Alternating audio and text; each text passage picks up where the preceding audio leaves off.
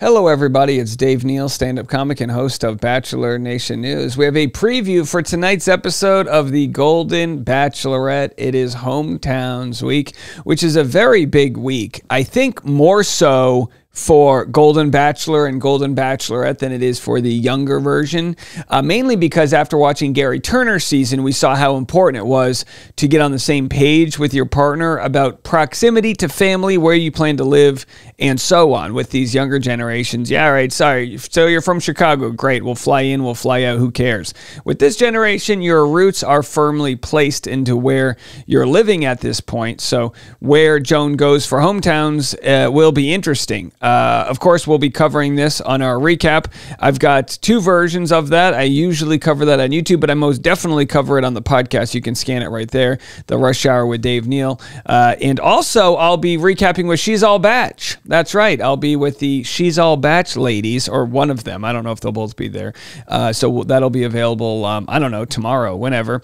So let's jump into it. We're down to the final few episodes. Let's go to Joan, what she has to say. I'm also going to share something from her social media, and then we'll share Joan on the Viall podcast. All right, here's a clip for tonight's episode preview, Golden Bachelorette.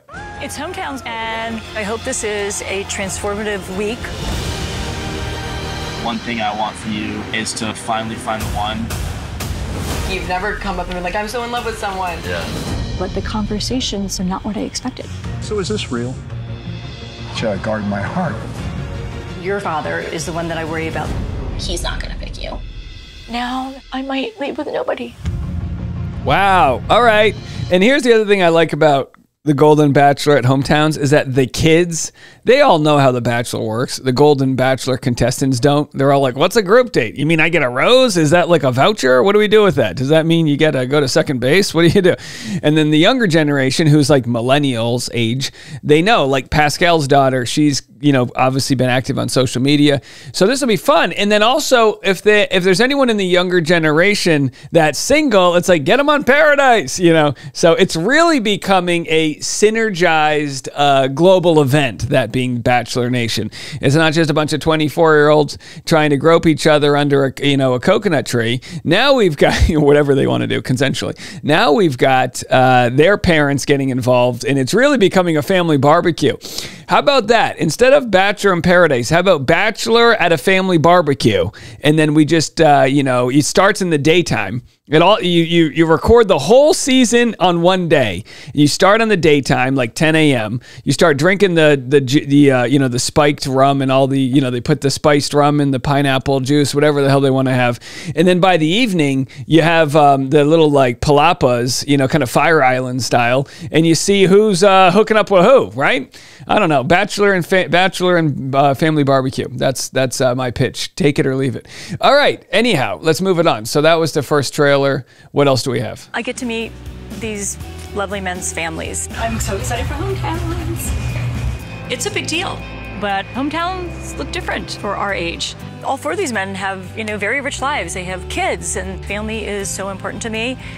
At this point, I have Pascal, Chalk, Guy, and Jordan. And I'm at different places with each of them. I don't think I'm at the love place. By the way, Jordan would make a great Golden Bachelor. I know people want it to be Kelsey Anderson's father, Mark, but Jordan would be good too. Yet, because I'm very protective of my heart, but I'm moving in that direction. I hope this is a transformative week and that I will be in a really good place to have one, actual love.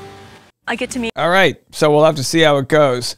Let's see if we have any other videos of tonight. It's Hometowns, and I hope this is a transformative week. One thing I want for you is... All right, so it's pretty much the same of the other trailer. Okay, good. So we'll have to see who she chooses, and we'll have to see if there's any eliminations from their end. I'm excited to see Pascal, of course, from France, but he's lived here. His kids are American, so there'll be some nice cultural moments there. Joan made it known last night she was hanging out. Let me see if I have the reel with Caitlin Bristow. Oh boy, Joan and Caitlin, there's a combo. They were at Dancing with the Stars. We're at Dancing with the Stars. It's so loud, and we're gonna get even louder. We're gonna get in trouble soon, but it's Disney night, the best night to be here. We're so excited. We're here to support everybody, but especially Joey and Jen. All right, so there it is. Terrible audio. Not their fault. Yeah, did you watch Dancing with the Stars last night? I tell you, I've got all of my opinions on it on today's Rush Hour podcast. Joey is good. He's really good. I mean, I don't think anybody could have imagined how good Joey is. And by the way, not to be like that middle child who makes a riff in the family, but Nick was like wanting to be what Joey is, right? Joey is what Nick wanted to be. The guy that everyone loves. He's great dancing. He's just, the whole thing's working out. But hey, he didn't get that, but he got a podcast empire, so that's good. Here's Joan on Nick Viall's podcast discussing some of the complexities of trying to date in the modern world. Was kind of terrifying and weird for me because it was completely different. And you didn't, I had this idea that I was just going to go out in the wild and find somebody. Like, I'll be at a restaurant, or I'll be at the grocery store, or I'll be at a wedding or something, and I'll meet somebody. And it just didn't seem to be happening. And that's kind of maybe restricted or unique to the older, like the golden crowd, because there are less of us out there that are single. But for the younger crowd, like if I walked into a room when I was in my 20s, I would assume everybody there was single. When I walk into a room and I'm 60, I assume everybody is married. So you still have the chance as a young person to walk in a room and assume everybody's single. And that is a lot of people that you could go and meet. Sitting on your phone, you're maybe talking to one or two people and you're leaving a lot of people out. You're also losing the face-to-face interaction, which is what life is about. You're not going to be married and be texting each other. You need to be able to talk, and you need to be able to see if there's actually an attraction there. I mean, that's a big part of it, like the physical attraction. I've said this about online dating, exactly what I believe Joan is saying right here, which is that you don't get enough information to make a good decision right away. That's why ghosting is so prevalent in today's world, because you put your best foot forward and you can't follow that in real life, or it's just not the version what the other person expected. Buyer's remorse. When you walk into a bar and there's 80 single people, that is like a lifetime's worth of options compared to just doom scrolling through social media. So I know a lot of people say, oh, dating in today's world is hard. It's like, yeah, of course it is. But you got to get out there. You got to go to the people. That's why our good pal Lexi in Atlanta is running those live dating events. I mean, it's genius. Everyone wants to go to these live events. Now, what Joan's saying is she can't just go to a bar and expect all these guys to be single. If you're 25 and you go to a bar, pretty much everyone's single at the bar, right? Who's going to the bar if they're not single? Now, obviously, there's scenarios for that, but it's a much higher dating percentage. You have to be with a person to really see if that's going to work. So I feel like we've lost so much to like the dating apps, which, all start out with the phone and sometimes never leave the phone. You date all, via text for a really, really long time. And you never meet people. Like, go out, go to a bar, go to a restaurant, go to a winery, go to a baseball game, go someplace and meet people. Don't so funny. A baseball game is hilarious. Again, you have to be a specific type of person, but let me tell you something. If you're a single lady and you're walking with a good beer and a hot dog up that aisle and some guy yells at you from row 43G or whatever, you're both wearing the same sports jersey. I mean, that's it, right? You're all set. Now, but obviously it can be more challenging. And I can't imagine, like what Joan's saying as you age, that it's tough dating, but I can't imagine too if you have kids, as we saw with Jason Tartick and Kat Stickler couldn't make it work out, in part, I'm assuming, because of, realizing, she wasn't going to leave Florida and that wasn't in his destiny. So, you just get to see all of the issues that get thrown into dating the older you get. On your phone. Yeah, it's so funny that you say that. I was actually talking to my mom this morning, and she is 62 and she's single, and we're actually very much trying to get her on the next season. We need to talk. One of your men. You have her call me. I will. But it's so funny because this morning she was like, oh my gosh, I didn't tell you I was at the grocery store yesterday, and I was putting my groceries in the car, and this man was kind of like staring at me, and I kind of like kept looking at him, but it was really awkward, and she was like, and I just got in my car and left, and it was just like so weird, and I was like, Mom, that is he was flirting with you, Mom.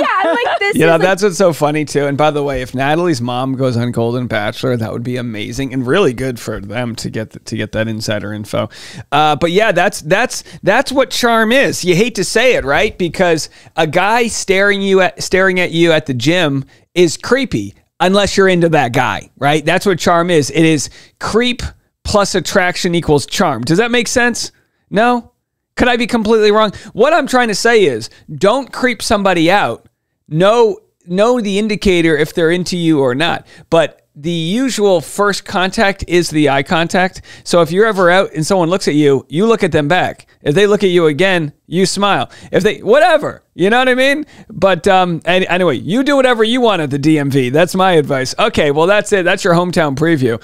We'll see how it goes. We are inching our way to the end. And then I guess we'll decide who's going to be the next Golden Bachelor. Will Golden Bachelorette end as poorly as Jen Tran's season with Devin and all of that nonsense? I don't think so. I think we're in a weird zone right now where we had a little fatigue. Like that Devin stuff hit so hard, so fast, and kind of went away. I think it just goes to show if Devin just kept his mouth shut the whole time, people would have forgotten about him, because you do. That's what you do. You forget, you move on. The show goes on. It's just that, obviously you can't, you don't hit rock bottom till you stop digging. Will there be a Devin-like scenario on this season? I can't see that ending poorly.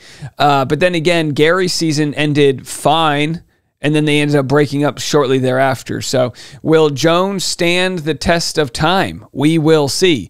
We won't know this month. It'll be something we find out throughout 2025. I would say if they can make it to May of 2025, they'll probably stay together for a long time. Either it'll work or it won't. We'll have to see how it works out. All right. More content coming your way. If you want to join me on the podcast, you can go scan that there. If you want some more behind-the-scenes conversation about Joan's season, we're talking about it right now on the Patreon, patreon.com/Dave Neal. Have a good one, folks. We'll be back with more right after this.